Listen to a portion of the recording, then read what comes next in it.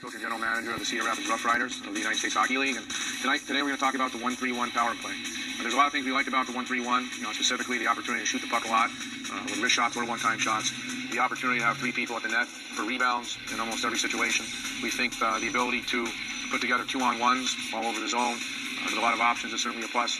And the 1-3-1 also gives you the opportunity to be creative.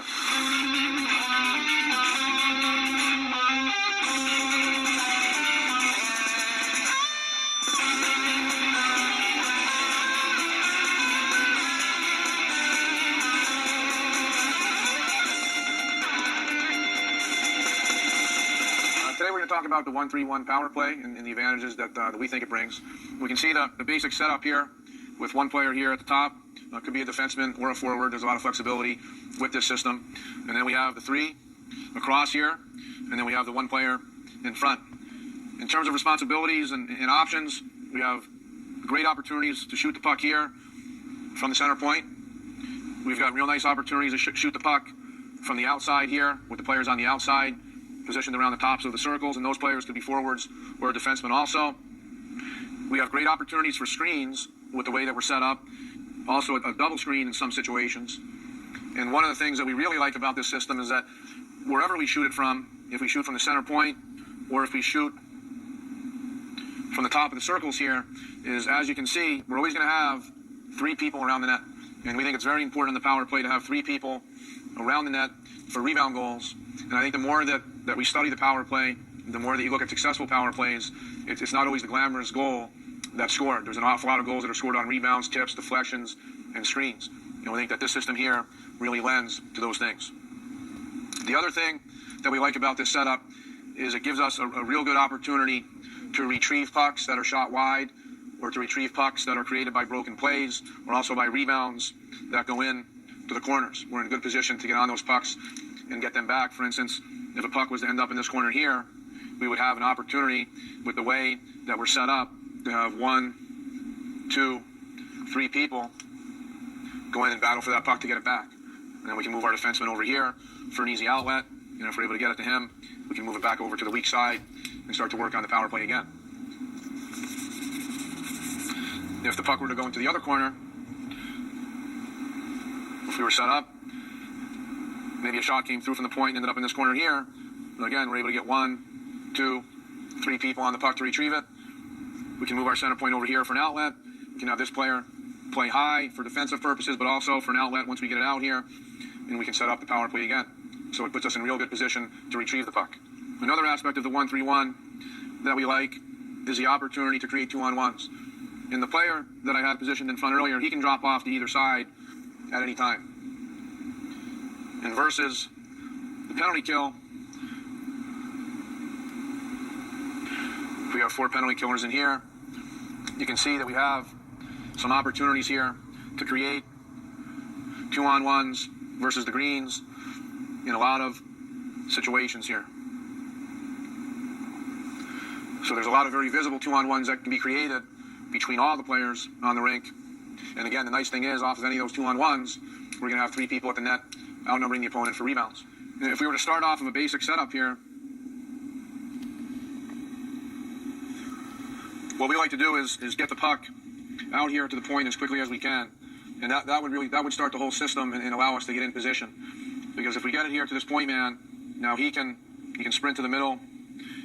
We can widen this player out here to get in his position in the 1-3-1. And what this does when we sprint is it gives us the opportunity to do 2 things.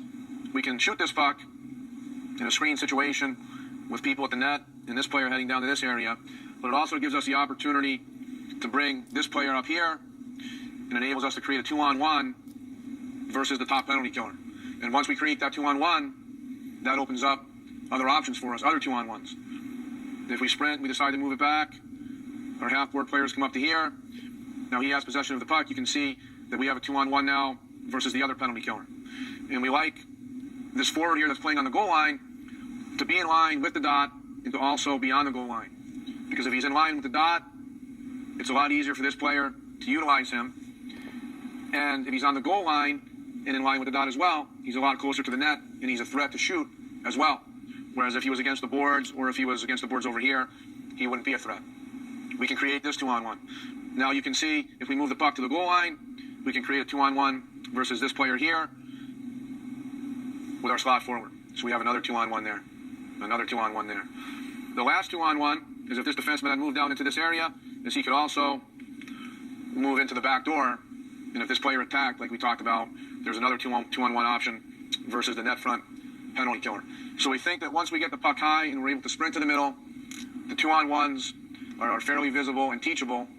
And we think that in the end, the power play comes down to creating 2-on-1s, and it comes down to having 3 people at the net to collect rebounds and score rebound goals. One of the skills that we think are real important with the 1-3-1, first off, would be the wrist shot.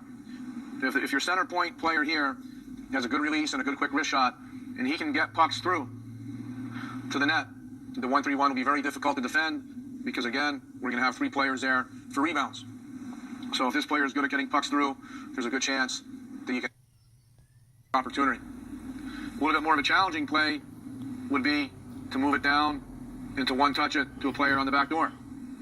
But with work, that can be done also. So if we can move the puck without stopping it and one-touch it around, we're going to have some success, and quick puck movement is tougher for the penalty kill to get out there and execute their penalty kill situation. The other skill that we think is very important, and we think it's a lot easier said than done, is the screen in front. The screen in front. If you have somebody that's willing to stand in there and screen the goalie, then you're going to have a lot more success with your power play. If he's willing to stand in, move left to right, move along with the puck here, as it's moved among the top 4 players there, and to anticipate, then this is going to cause a lot of distraction in front. It's going to be difficult for the goalie. It's going to be difficult for the defenseman. And again, the success of your power play will be greater if you have somebody that's willing to stand in front and screen the goalie. And then the last thing, but maybe the most important, is work ethic. Work ethic. We feel it's important that on power play that we maintain the same work ethic that we have 5-on-5. And there's an awful lot of work ethic and determination that goes into winning loose pucks, winning puck races, protecting the puck at times, and then willing to go to the net and pay a price to score a goal. So there's an awful lot of work ethic that's involved in going out and having a successful power play. If we were to start on this side and get the puck to our left shot defenseman, we'd like to sprint to the middle right away. Okay, you can see there, Scott Winkler's a little bit higher. Okay, that we're into the 1-3-1. We've got our center point. We've got 3 across, and then we have a player, okay, handling the goal line position there. So if the puck was at the top, okay, with the center point, and he shoots it, you can go ahead and shoot it. We can see that we've got 3 people at the net. We've got 3 people at the net for rebounds. Okay, if we reset at the center point again, we can see, okay, if we go over to our right shot, that we can put a one-timer on the net. Okay, we're going to have people around the net again. So we've got 3 people there for a rebound. If we reset at the center point again, okay, all we have to do is put them on the cage. If we go over to our left shot, okay, we've got 3 people, and you can see there, and a lot of times that happens. There's a puck that's a rebound that goes off the end boards, and it comes out in front to one of the 3 players for a rebound situation. And this power play would put us in position an awful lot to get on rebounds and to generate scoring chances. When we look at getting the puck back, when we make a play, the goalie makes a save and there's a rebound. When we look at puck retrieval, guys, and we'll just get our 3 players on and then we'll hold for a second. If the puck was to go into Dean's corner, we would send our 3 players in to retrieve. So a shot was at the net, maybe it goes in the corner. Okay, we would set just like that so we can outnumber the opponent on the puck. Our center point moves to support, and if we can move it low to high right away, and then spread it out over to our right shot, okay, then we're going to be in good shape. We're going to be in good shape. Maybe the center point shoots it now and ends up in the other corner. So we get over at 3 people, retrieve. Okay, Nate moves. We can throw it low to high again. Lynchy comes out high. We can spread the ice again. Okay, and away we go. Now the other positive that we have here, all right, we'll test you guys here, is that we can also set up on the other side. We can just set the same exact thing up on the other side. Okay, so if a puck ended up down in that corner, and maybe we threw it out to Doug Leverton, Doug, we're setting up on the other side. Okay, Winky would take the half wall. Scott Winkler would play on the half wall now. We just set up on the other side. So we can get it out to our right shot defenseman now, and he would sprint to the middle. Okay, we can hold right there.